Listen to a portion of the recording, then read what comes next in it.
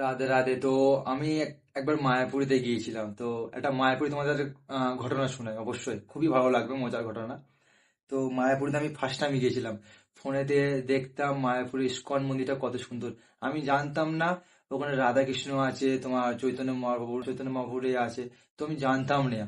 ঠিক আছে, তো ওখানে গিয়েছিলাম মায়াপুরী, যখন আমি ঢুকছিলাম অবশ্যই গেটেতে পা দিয়েছিলাম, তখন ফোনেতে দেখতাম খুবই সুন্দর দেখতাম। রিয়েলে তোমার যখন চোখেতে দেখেছি খুবই সুন্দর। মনের ওখানটায় গেলে মন শান্তি অবশ্যই হয়। তোমরাও একবার ঘুরে আসবে। তো মায়াপুরী যখন গেলাম, যাওয়ার পরে অবশ্যই দেখলাম মন্দিরটা খুবই সুন্দর। ওখানকার লোকজন বলো খুবই সুন্দর, ব্যবহারে খুবই ভালো। তো আশা করি তোমরা একবার যে ঘুরিয়ে এসো, খুবই সুন্দর। ওখানে গেলে মন শান্তি হয়ে যাবে, খুবই সুন্দর। সবসময় কীর্তন চলে, তোমার হচ্ছে গিয়ে ওখানটা কীর্তনে তোমার হচ্ছে গিয়ে কত সুন্দর নাচ গানও চলে, খুবই সুন্দর। তা তোমরা একবার মায়াপুরে যাবে, গিয়ে দর্শন করবে। হ্যাঁ, আর একটা মজার গল্প, ওখানে রাধা কৃষ্ণর আর আরতি হয় তখন। সত্যিকারে বলছি, আমি নিজের চোখে আমি জানতাম না ওখানে কোনদিন রাধাকৃষ্ণ আছে, আমি জানতাম শুনিনি। শুনেছিলাম বললি তোমার মায়াপুরে ইস্কন মন্দির আছে।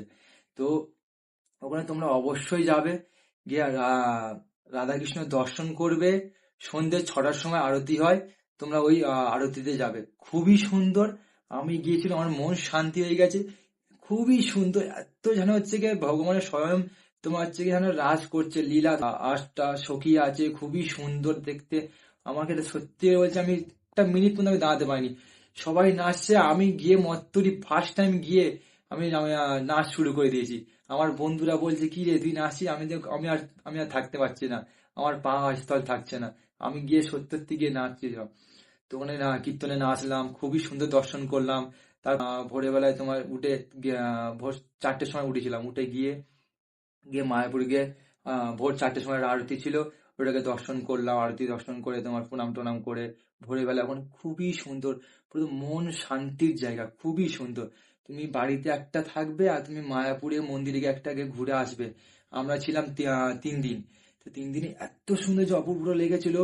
মানে কোনো মন শান্তি, কোনো চিন্তা ছিল না, কোনো তোমার কি খাবো, আজকের কি হবে, পয়সা কোথা থেকে আসবে, কোনো চিন্তা ছিল না। খুবই সুন্দর জায়গা।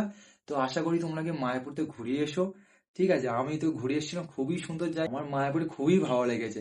তো নেক্সট ভগবানকে প্রার্থনা করছি যে, দেখো ঠাকুরই কৃপা না হলে কোনোদিন কেউ মায়াপুরি যেতে পারে না। মায়াপুরি বলো, ভগবানের বৃন্দাবনে বলো।